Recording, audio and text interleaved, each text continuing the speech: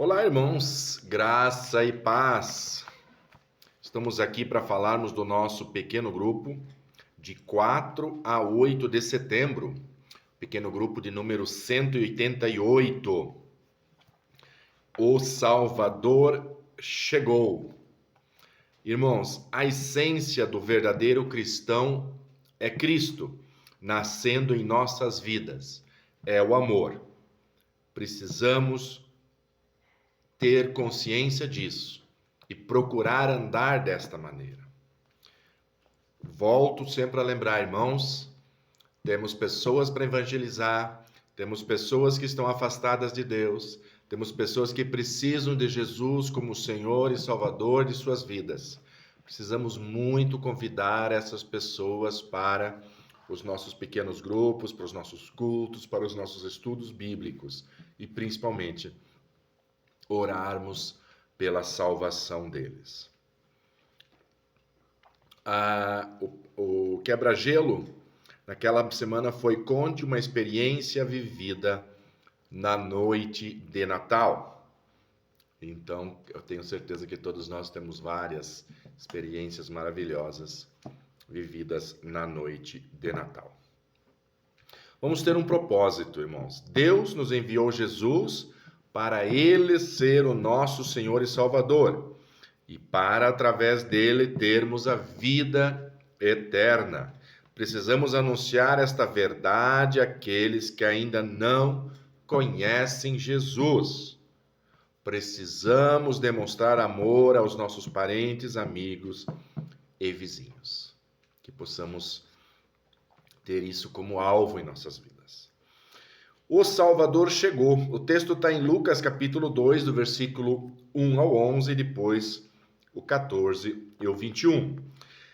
Naquele tempo, o imperador Augusto mandou uma ordem para todos os cidadãos do império se registrarem a fim de ser feita uma contagem da população.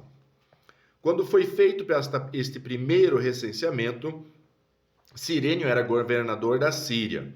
Então todos foram se registrar, cada um na sua própria cidade.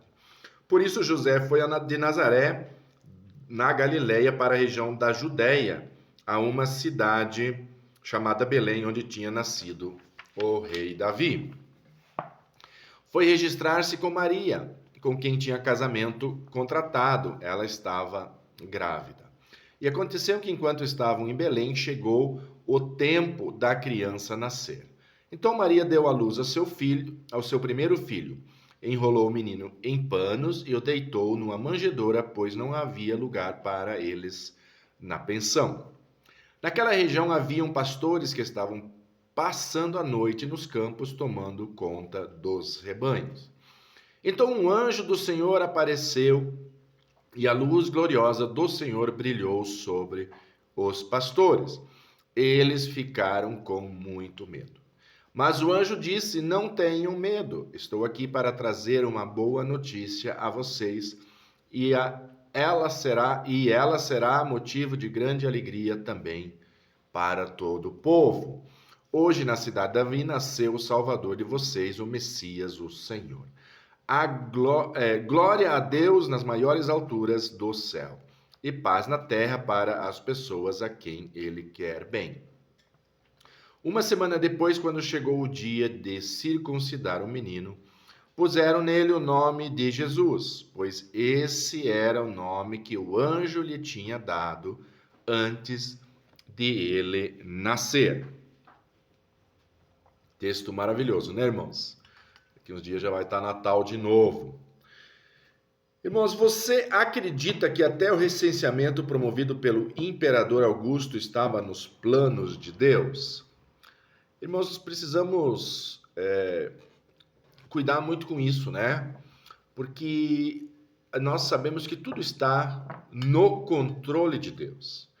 Mas isso não significa que toda a vontade de Deus é imposta, principalmente nós que acreditamos que Deus nos chama para sermos salvos, mas que nós precisamos dar o nosso passo de fé para que dessa maneira possamos ser salvos.